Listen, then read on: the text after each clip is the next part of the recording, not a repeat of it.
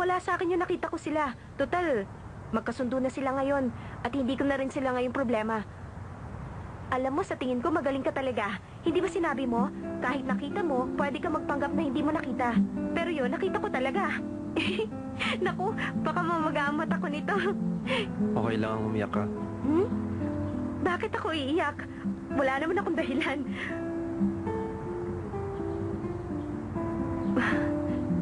Pwede mong pahiram ng likod mo sandali?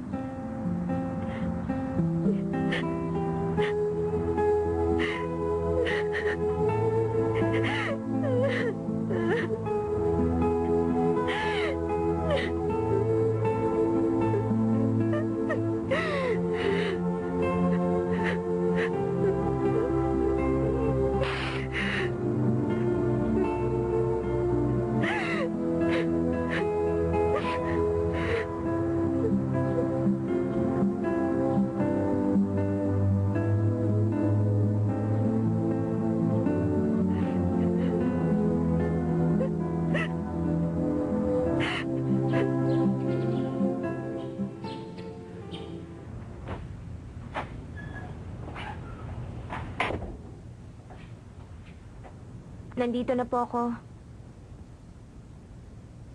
Ano pong ginagawa ninyo? Tawag niyo sabing umutang na naman kayo. Aba, naku hindi anak. Sanchay, natatakot kaming baka mag-alala ka kaya di namin agad sinabi.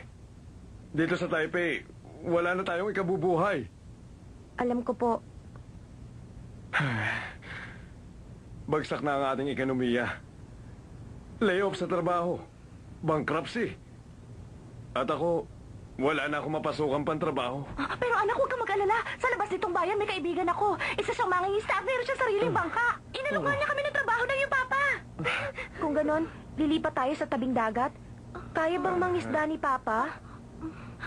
Aba, wala ka bang bilib sa akin, anak? Tanungin mo ang iyong mama.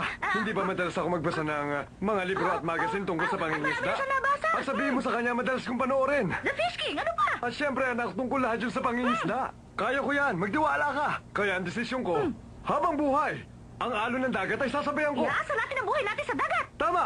Maglalayag kami sa karagatan. Masaya kung maglalayag tayo sa dagat. Sasama ka ba? Sasama ka ba? Masaya talaga ang maglakbay kung sama-sama sa dagat. Ang totoo, anak. Nung isang linggo ko pa nabanggit ito sa papa mo. Ang tungkol sa kaibigan ko. Yun yung panahong natanggal siya sa trabaho. Mula kahapon, anak. Hanggang kagabi, pinag-isipan namin yung mabuti ng iyong papa. Kaya wag mong iisipin, inililihim namin sa iyo ang lahat, Sanchay. Ma, hindi ako masaya sa pasyon yung yan. Iniisip ko kasi ang trabahong yon, hindi bagay kay papa. Tingnan mo yung papa! Matapang! May initiative! Desidido! Kaya wala problema!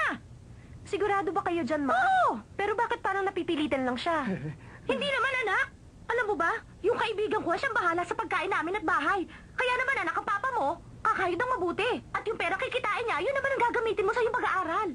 Ganon din naman sa upa dito. Yun naman ang suswelduhin mo sa trabaho, yun na lang ang gagamitin mong pangbaon sa eskwelahan. Anak, ito lang ang naiisip naming paraan. Ano sa palagay mo, hindi ba maganda? Tama, anak. Sanchay, alam naming mahirap para sa ating lahat, pero kailangan mo maintindihan. Pa, Ma, ibig ba sabihin nun, may iiwan ako mag-isa dito?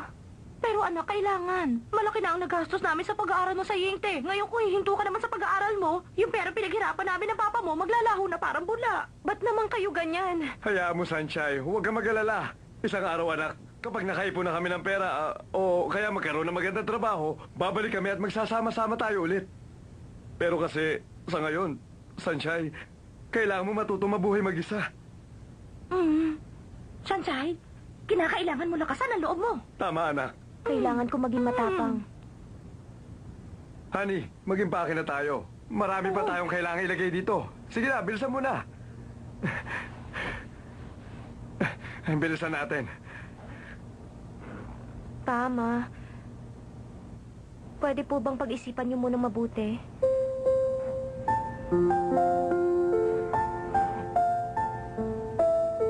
Maaari bang wag muna kayong umalis? Sanjay, susulatan ka naman namin. O kaya anak, pwede mo naman kaming tawagan. Anak, pag mag-isa ka na dito sa bahay, huwag mong kalimutan isarado ang pinto at mga bintana. At kapag lalabas ka, magdala ka ng ekstrang damit, ha? Kumain ka ng marami. Huwag ka magtitipid para lang makaipon. Kumain ka palagi ng noodles, anak. Tsaka, anak.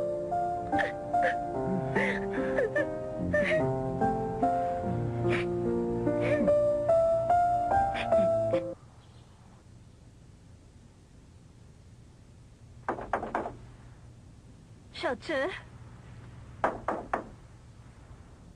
Xiao Zhi.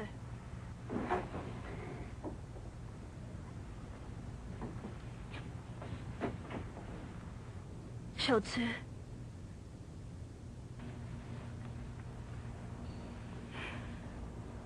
Ba't di mo sinasagot ang mga tawag ko? Halos nandito ka araw-araw, hindi ka na umuwi at pumapasok sa school. Nag-aalala na kami. Tinatanong ka ng iyong papa. Ayokong nakikita kang ganyan. Mawag niyo na po akong intindihin. Okay lang po ako. Nagkagalit ba kayo ni Dao Mingzi? Gusto mo bang tawagan ko siya? Ma, please, huwag niyong gawin yan.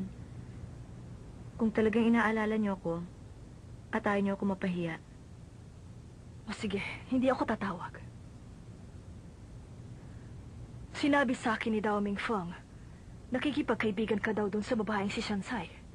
Hindi kaya oportunista ang babaeng yun at meron siyang Ma, balak? huwag kayo magsalta ng ganyan. Isa siya sa mga importante kong kaibigan. Ba't kayo naniniwala sa sinasabi ng iba? Hindi niyo ba alam na masama yan?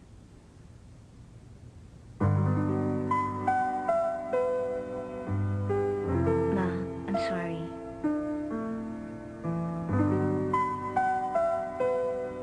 Hindi kita masisisi. Ma. Meron lang sana akong papakiusap.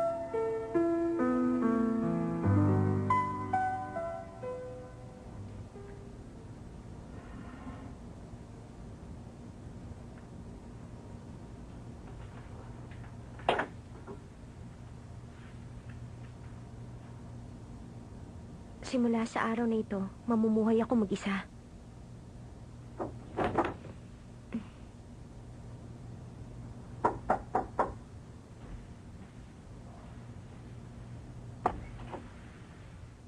Xiao Zhi? Madilim kasi sa labas. Meron lang ako nasagi. Ang tagal mo naman kasing buksan.